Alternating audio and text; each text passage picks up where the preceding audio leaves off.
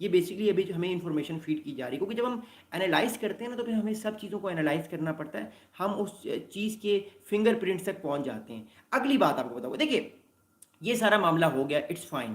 اگلی بات زیادہ امپورٹنٹ ہے۔ اب ہمارے پاس جو رپورٹس آ رہی ہیں اس کے مطابق president Donald Trump recently called prime minister Netanyahu and it was a very heated call after his military target Hamas inside Qatar. اچھا، جب قطر پہ اسٹرائک کر لی اسرائیل نے اپنے F-35 15 فائٹر جیٹس کے ساتھ، اس کے بعد ہمارے پاس رپورٹس آ رہی ہیں کہ ٹیوزڈے والے دن یعنی پرسوں 2 دن پہلے امریکن پریزیڈنٹ ڈونلڈ ٹرمپ نے شام کو کال کی اسرائیل کے پرائم منسٹر نیتن یاہو کو، اور وہ بڑی ہیٹڈ کال تھی۔ پریزیڈنٹ ڈونلڈ ٹرمپ بڑے اس میں ناراض تھے، نالاں تھے کہ آپ نے اسٹرائک کیوں کی، لیکن کہیں نہ کہیں وہ خوش بھی ہوں گے کہ حماس کی جو ہے وہ قیادت کو مار دیا گیا۔ ہمارے پاس جو ہے وہ انفارمیشن آ رہی ہے، اس انفارمیشن کے مطابق بات یہ ہے کہ مور امپورٹنٹلی جو ڈونلڈ ٹرمپ صاحب ہیں انہوں نے کال کے دوران نیتن یاہو صاحب سے بڑے غصے کا اور غم کا اظہار کیا کہ سر یہ آپ کیا کر رہے ہیں، آپ نے کیوں فارغ کر دیا ان سب لوگوں کو، لیکن پہلے جو ہے وہ آلریڈی ڈونلڈ ٹرمپ صاحب کو یہ بات پتا تھی۔ اینی ویز اگلی بات ہے، اگلی بات یہ ہے کہ جب in the call the American president told mister Netanyahu that the decision to strike inside the US allied territory was not wise. The Israeli Prime Minister responded by saying that he had a brief window to launch the airstrike and he took the opportunity. تو American president Donald Trump نے کہا کہ یہ آپ کا decision عقل مندانہ نہیں تھا کہ آپ نے امریکہ کے الائی کے اوپر اسٹرائک کر دی، اور اس کے رسپانس میں نیتن یاہو صاحب نے کہا کہ سر ہم نے یہ اسٹرائک کرنی تھی کیونکہ ہمارے پاس ایک ونڈو جو تھی وہ ایک کھلی ہوئی تھی، ہم اسی ونڈو میں اٹیک کر سکتے تھے، اس کے بعد ہمیں موقع نہ ملتا شاید، تو ہم نے اٹیک کر دیا۔ ہمارے پاس سرویلنس بھی تھی، ہمارے پاس ہماری جو سلیپنگ سیلز ہیں، موساد کی جو انٹیلیجنس آفیسرز ہیں دوحہ میں قطر میں، انہوں نے بتایا تھا کہ سر یہی ٹائم ہے، آپ کر دیں اٹیک، ادروائز یہ چھپ جائیں گے حماس کے لوگ دوبارہ سے، تو انہوں نے اٹیک کر دیا۔ یہ پہلی کال تھی۔ اب یہ کال ختم ہو گئی، تھوڑی دیر بعد دوبارہ کال کی ڈونلڈ ٹرمپ صاحب نے۔ اچھا، اگلی کال بڑی انٹرسٹنگ ہے۔ اب پہلی کال میں ٹرمپ صاحب نے غصے کا اظہار کیا، اگلی کال میں ٹرمپ صاحب کیا کہتے ہیں سنیے گا۔ The second call between the two leaders, President Trump and Prime Minister Netanyahu, later that day was cordial, with Mr. Trump asking Mr. Netanyahu if the attack has been successful. اب بات یہ ہے، آپ کہہ رہے ہیں اپنے الائی کو، آپ کے الائی پہ اٹیک ہو گیا، آپ غصے کا اظہار کر رہے ہیں اور اپنے دوست کو ہی کہہ رہے ہیں کہ آپ جو ہے وہ کیوں آپ نے یہ اٹیک کیا، یہ آپ کے لیے عقل مندانہ چیز نہیں تھی، یہ وائز چیز نہیں تھی۔ اگلی کال میں آپ پوچھ رہے ہیں اپنے الائی سے کہ کیا وہ سکسیزفل تھی، کتنے لوگ مارے گئے مجھے بتاؤ تو صحیح۔ تو تھنگ از دیٹ کہ it was a pre planned, we all know that American مرضی کے مطابق، امریکہ مرضی کے بغیر جو ہے وہ قطر، سعودی عربیہ کسی بھی علاقے پہ اسٹرائک ہو نہیں سکتی۔ امریکہ کو بھی یہ بات پتہ تھی، ایون قطریز کو بھی یہ بات پتہ تھی، اور وہ کچھ کر نہیں سکتے تھے، انہوں نے بھی کہیں نہ کہیں آنکھ مار دی کہ ٹھیک ہے لیکن ذرا دھیان سے کیجیے گا، زیادہ نقصان مت کیجیے گا۔ بٹ انفارچونیٹلی قطر کا ایک جو ہے وہ سیکیورٹی آفیشیل بھی مارا گیا اس میں، جو 22 سال کا نوجوان تھا، اور وہ اپنی صرف ڈیوٹی پہ تھا، وہ قطر کا آفیشیل تھا، وہ حماس کا لیڈر نہیں تھا۔ اینی ویز اگلی بات کروں گا، دیکھیے اب اسرائیل کے ایک جو ہے وہ ایمبیسیڈر ہے امریکہ میں، ان کا نام ہے Yechiel Leiter. The Israeli ambassador to the United States is Yechiel letter.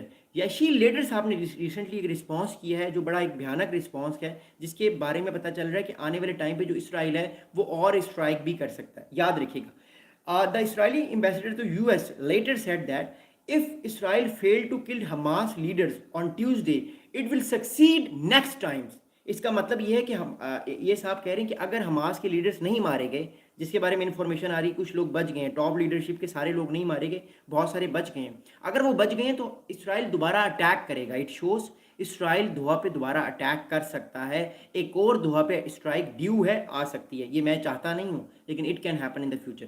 اگلی بات یہ اسرائیل کے ایمبیسیڈر اگلی بات یہ کرتے ہیں کہ we have put terrorist on notice wherever they may go we are going to pursue them and we are going to destroy those who will destroy اس۔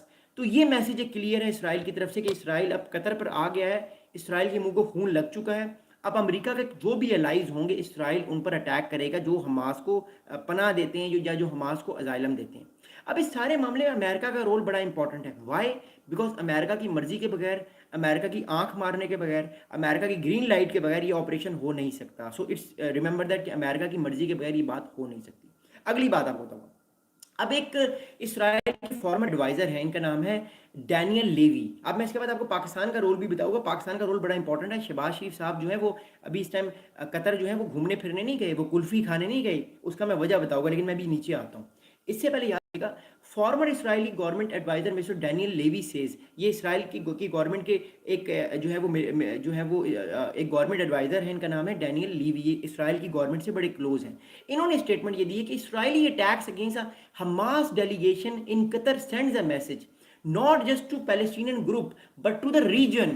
اب اس کا کیا مطلب ہے؟ اس کا مطلب ہے کہ اسرائیل نے ابھی یہ جو اٹیک کیا ہے، اس کے علاوہ وہ ہر کنٹری پر اٹیک کر سکتا ہے جس کنٹری کے اندر اس کو لگتا ہے کہ حماس کے گروپس ہیں، like Iran, like Turkey, like Iraq, like Algeria, الجزائر، لائک مراکو۔ یہ 5 کنٹریز اگلی ہٹ لسٹ پہ ہیں اسرائیل کے، اور امریکہ آبویسلی کہیں نہ کہیں ان کو گرین لائٹ دینے کی کوشش کرے گا۔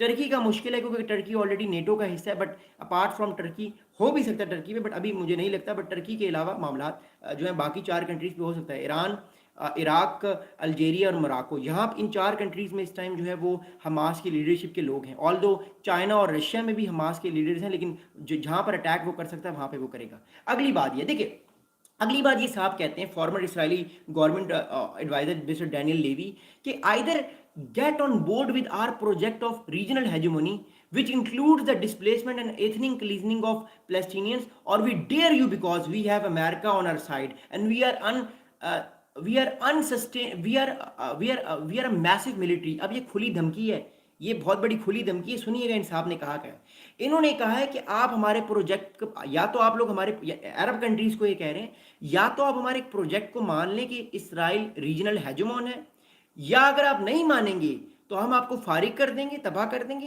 ہم پیلسٹینینز کو ڈسپلیس کر دیں گے، اور ہماری جو ملٹری ہے وہ بہت مائٹی ہے، وہ بہت طاقتور ہے۔ یہ بہت بڑی دھمکی ہے جو اسرائیل کے ایک فارمر ملٹری یا گورنمنٹ ایڈوائزر نے دی ہے، جن کا نام ہے ڈینیل لیوی۔ یہ ایک بہت ہائی لیول کی کینڈیڈ ٹاک ہے، جس کے بارے میں کتنے عرصے سے کہہ رہا ہوں کہ اسرائیل اب اس ریجن کا ہیجمون بننا چاہتا ہے، اور آنے والے ٹائم پہ وہ بن بھی سکتا ہے اگر امریکہ چاہے تو۔ اگلی بات آپ کو بتاؤں گا، دیکھیے بہت سارے لوگوں نے بات کی کہ پاکستان کے جو ہے وہ مور امپورٹنٹلی جو پرائم منسٹر شہباز شریف صاحب وہ اس ٹائم قطر میں ہیں۔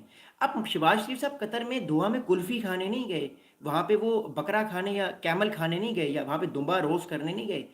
پاکستان کے پرائم منسٹر شہباز شریف جو ہیں وہ بڑا ایک امپورٹنٹ ٹاسک لے کے گئے ہیں، وہ میں آپ کو بتاتا ہوں۔